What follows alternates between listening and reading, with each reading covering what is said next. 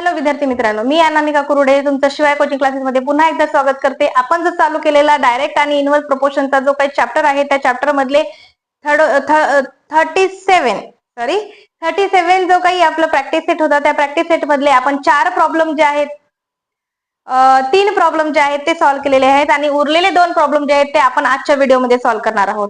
ज्या पद्धतीने ते अगदी सोप्या पद्धतीने सॉल्व्ह केले त्याच पद्धतीने आपल्याला हे दोन सुद्धा जे काही क्वेश्चन्स आहेत ते या व्हिडिओमध्ये सॉल्व्ह करायचे आहेत। चला तर मग मी कोणताही उशीर करणार नाही आणि सोप्या पद्धतीने छानपैकी तुम्हाला हे सुद्धा 2 गणित मी समजून सांगणार आहे, तर माझा व्हिडिओ शेवटपर्यंत पहा।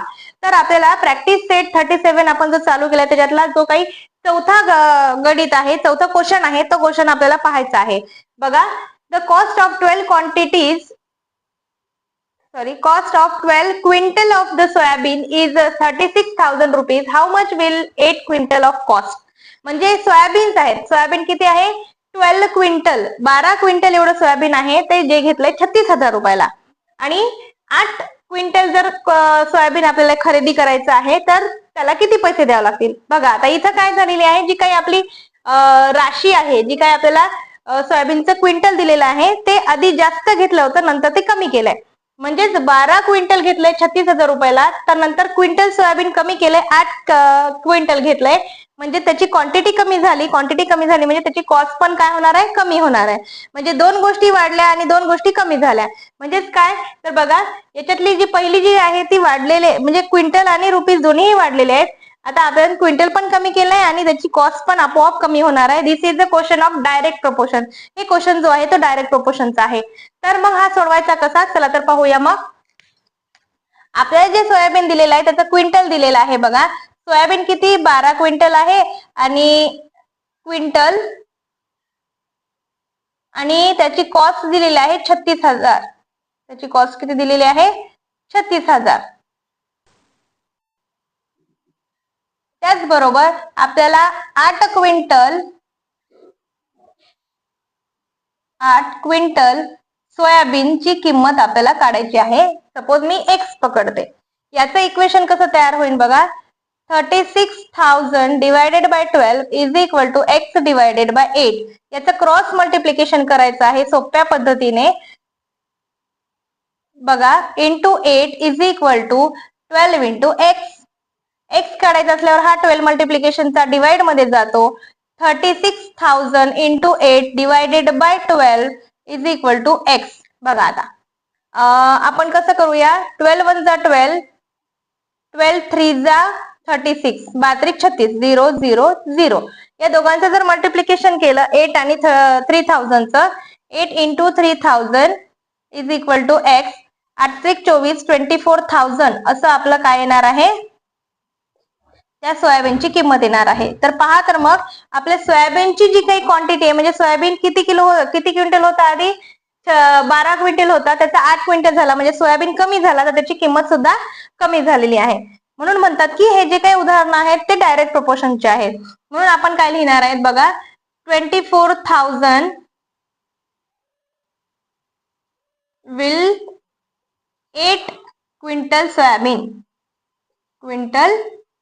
सोयाबीन कॉस्ट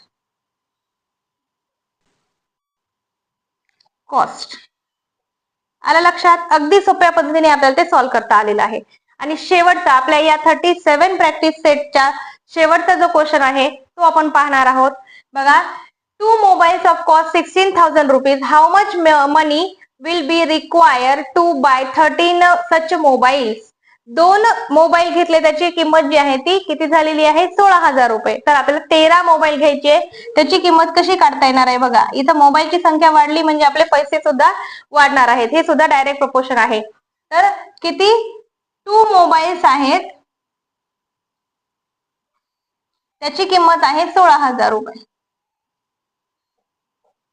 आणि 13 मोबाईल्स आहेत, त्याची किंमत आपल्याला काढायची आहे। म्हणून मी काय करते, एक्स घेते, एक्स घेतली। इक्वेशन लिहा, 16,000 divided by 2 is equal to x divided by 13। Cross multiplication करा, 6,000 into 13 is equal to 2 into x. X ची किंमत काढायची तेव्हा 2 ला डिवाइड करा, 16,000 into 13 divided by 2 is equal to x. 2 1 जा 2, 2 8 जा 16 आणि हे 3 शून्य म्हणजे 8,000 into 13 is equal to x. या दोघांचं जर मल्टिप्लिकेशन केलं 1,04,000 एवढं याचं उत्तर येणार आहे. आपला x निघाला, म्हणून आपण असं म्हणू शकतो की 1,04,000 rupees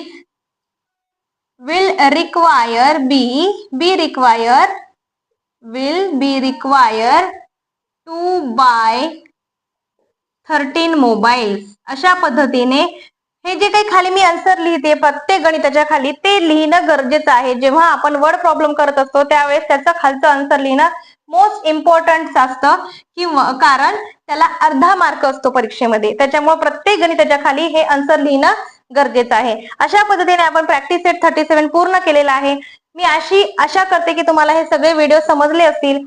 हे व्हिडिओ जर तुम्हाला खरंच आवडले असतील आणि तुम्ही आतापर्यंत माझ्या युट्यूब चॅनलला जर लाईक केलं नसेल, सबस्क्राईब केलं नसेल तर सबस्क्राईब करा, लाईक करा, तुमच्या मित्रांपर्यंत ते पोहोचवा, त्यांना सुद्धा शेअर करा. आणि असेच माझे व्हिडिओ परत तुम्हाला पाहायचे असतील, या सोप्या पद्धतीने तुम्हाला शिकायचे असतील तर माझ्या व्हिडिओच्या बेल आयकॉनला प्रेस करा.